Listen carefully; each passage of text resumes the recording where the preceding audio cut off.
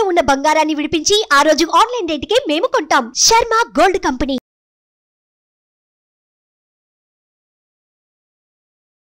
నమస్తే, welcome to Suman TV. నేను మీ అమ్మి. ప్రస్తుతం మనతో ఉన్నారు ప్రముఖ ఆధ్యాత్మికవేత్త, ప్రముఖ జ్యోతిష వాస్తు పండితులు సుభాష్ శర్మ గారు ఉన్నారు. గురుగారితో మనం మాట్లాడదాం. నమస్కారం గురుగారు. శ్రీమాత్రి నమః. గురుగారు, ఈ నెల మనకి శని త్రయోదశి రాబోతుంది కాబట్టి ఆ రోజు అసలు ఏ విధంగా పూజ చేసుకోవాలండి, ఏ విధంగా శని భగవాన్ని ఆరాధించాలంటారు? తప్పకుండా తెలియజేస్తానమ్మా. ముందుగా ప్రేక్షకులందరికీ శ్రీమాత్రే నమః, శ్రీ గురుభ్యో నమః. ఓం శమగ్నిరగ్నిభిస్కరశ్చన్నస్తపతి సూర్యః శంవాతో వాత్ ప్రభావాంశ్చితః. శని త్రయోదశి. శని త్రయోదశి అనేటటువంటిది శని భగవానుడి నుండి విపత్తులను తొలగించుకోవడానికి, శని కర్మకారకుడు కాబట్టి మనం చేసినటువంటి పాపకర్మలను తొలగించుకోవడానికి, విపత్తులను అధిగమించడానికి మనకు శని త్రయోదశి అనేటటువంటిది ఉపయోగపడుతుంది. జాతకములో శని దశ నడుస్తున్నటువంటి వారు, ఏలినాటి శని ప్రభావం ఉన్నటువంటి వారు, అర్ధాష్టమ శని ప్రభావం ఉన్నటువంటి వారు, జన్మజాతకంలో జన్మస్థానంలో శని ప్రభావముతో ఉన్నటువంటి వారు శని త్రయోదశి రోజున శని భగవానుడికి చేయవలసినటువంటి క్రతువులు కొన్ని విధానాలుగా చెప్పడం జరిగింది. శనికి ఇష్టమైనటువంటివి పదార్థాలు కొన్ని ఉన్నాయి. ఒకటి నల్ల నువ్వులు, రెండవది నల్ల నువ్వుల నూనె, మూడవది నల్ల వస్త్రము, నాలుగవది నువ్వులతో చేసినటువంటి లడ్డూలు. ఇవి శని భగవానుడికి చాలా ప్రీతికరమైనటువంటివి అని అర్థం. అయితే శని ప్రభావము, కర్మ సరిగ్గా లేకపోయినా, జీవితంలో ఏదైనా కలిసి రాకపోయినా, అప్పుల బాధలు, అనారోగ్య సమస్యలు, చీటికి మాటికి యాక్సిడెంట్లు కావడము, లేదు అంటే చీటికి మాటికి ఏదైనా గొడవల మీద పడడము, ఇలాంటివి ఏవైనా మనిషి జీవితంలో జరుగుతున్నాయి అంటే అతనిని శని పట్టుకొని పీడిస్తుంది అని అర్థం.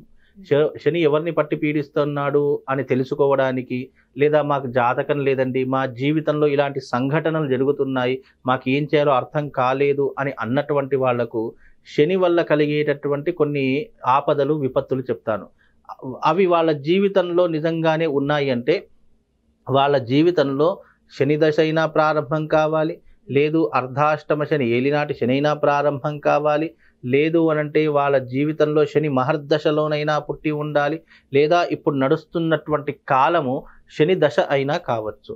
ఇలాంటివి క్రియలు ఎవరైనా జీవితంలో ఉన్నాయి అని అంటే గనక వాళ్లకు ఎలాంటి విపత్తులు వస్తాయి అనేటటువంటి ముందుగా చెప్తారు. శని జాతకంలో బాగా లేకపోయినా శని యొక్క కర్మకారకుడు కాబట్టి వాళ్ళు చేసినటువంటి కర్మకు శిక్షను అనుభవించేలా చేస్తాడు. ఆ శిక్ష ఎలా ఉంటుంది? ఆర్థిక పరంగా ఉంటుంది, అంటే డబ్బు పరంగా ఉంటుంది. రెండవది రోగపరంగా ఉంటుంది, అంటే రోగాలు రావడము.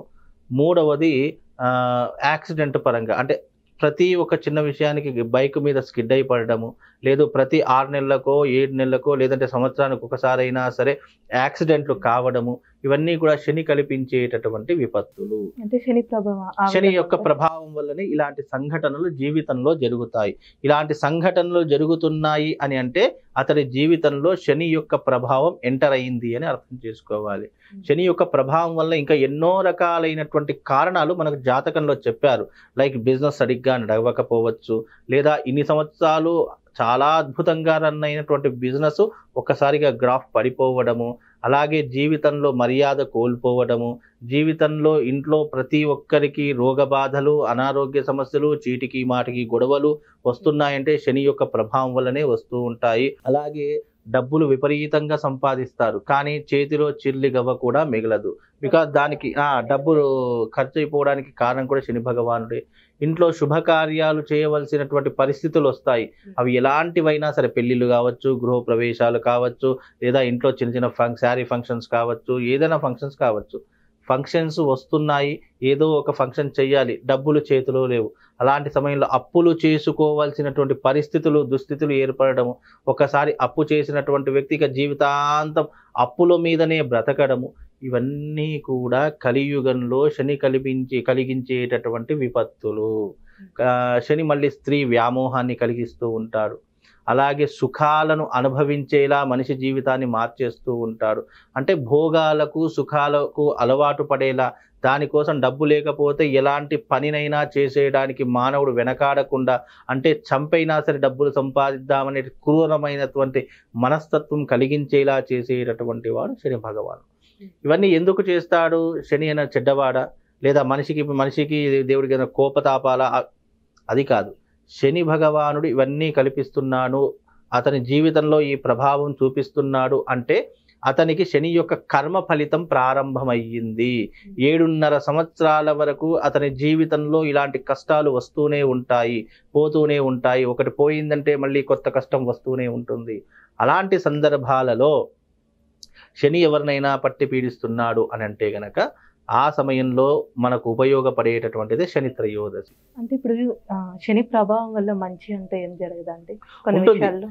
100% శని ఎంతనైతే కీడు కలిగిస్తాడో మన జీవితంలో జాతకంలో 7.5 సంవత్సరాలు అయిపోయింది, శని వెళ్ళిపోతున్నాడు అన్నటువంటి సందర్భాలలో ఆ వ్యక్తికి ఆ భగవంతుడు, అరే ఇన్ని రోజులు నేను ఇతనికి కష్టం కలిగించానే, ఇతడు చేసుకున్న కర్మకు నేను ఈ రకంగా ఇన్ని ఇబ్బందులు పెట్టాను కదా, ఇతనికి నేను వెళ్ళిపోతున్నాను, వెళ్ళిపోయేటప్పుడు ఏదైనా మంచి చేయాలి, ఇతనికి జీవితంలో మేలు జరిగేలా ఏదో ఒకటి చేసి వెళ్ళాలి అని ఆలోచన కలిగినటువంటి వాడే శని భగవానుడు. కష్టాలు కల్పించాడు అంటే అది మనం చేసుకున్నటువంటి కర్మ. ఇప్పుడు ఉదాహరణకు కలియుగమే ఉంది, మన భూలోకమే ఉంది. ఈ భూలోకంలో మనం ఎవరైనా పొడి చేశాము, లేదా ఎవరైనా దొంగతనం చేశాము, పోలీసులు ఊరుకుంటారా? ఊరుకోరు కదా, ఏదో ఒక శిక్షణ అయితే వేస్తారు కదా. అలాగే భగవంతుడు కూడా మనం తెలుసో తెలియకనో చేసినటువంటి తప్పు ఒప్పులకు కారణంగా మనకు ఇక్కడైతే పోలీసులు శిక్షలు అనుభవించాలి, జైల్లో వేస్తారు. కానీ శని భగవానుడు అలా కాదు. నువ్వు చేసినటువంటి తప్పుకు, నువ్వు చేసినటువంటి ఇబ్బందికి, నువ్వు చేసినటువంటి కష్టానికి ఏదైతే ఉందో అది నీకు శరీరంలో బాధను కలిగించేలా, మనస్తాపాన్ని కలిగించేలా, భయాన్ని కలిగించేలా, ఆందోళనను కలిగించేలా చేసేటటువంటి వాడు కాబట్టే శని భగవానుడికి అందరూ భయపడుతూ ఉంటారు. కనుక ఇవన్నీ కూడా మనిషి చేసుకునే కర్మానుసారంగా వస్తాయి, ఇన్ని రకాలైన విపత్తులు వస్తాయి. అందుకే శని త్రయోదశి నాడు ఆచరించవలసినటువంటి విధానాలు మనకు కొంతమంది ఋషులు మునులు అందించినారు. అదేంటి అంటే శనివారం త్రయోదశి వస్తే గనక ఆ శని త్రయోదశి నాడు భగవంతునికి, అంటే శని భగవానునికి ప్రీతికరమైనటువంటి పదార్థాలను పెట్టడం ద్వారా, శని భగవానుని అర్థించడం ద్వారా, అర్చన చేయడం ద్వారా, పూజించడం ద్వారా, యజ్ఞయాగాదులు చేయడం ద్వారా శని నుంచి మనం పడేటటువంటి ఇబ్బందులు ఏవైతే ఉన్నాయో, విపత్తులు ఏవైతే ఉన్నాయో అవి కొంతవరకు అధిగమించేటటువంటి అవకాశాలు ఈ యొక్క పుణ్య ఫలితం ద్వారా కలుగుతాయి. శని ఏమన్నాను? కర్మకారకుడు, అంటే మనం చేసిన పాపకర్మకు మనకు శిక్షలు అనుభవించేలా చేస్తాడు.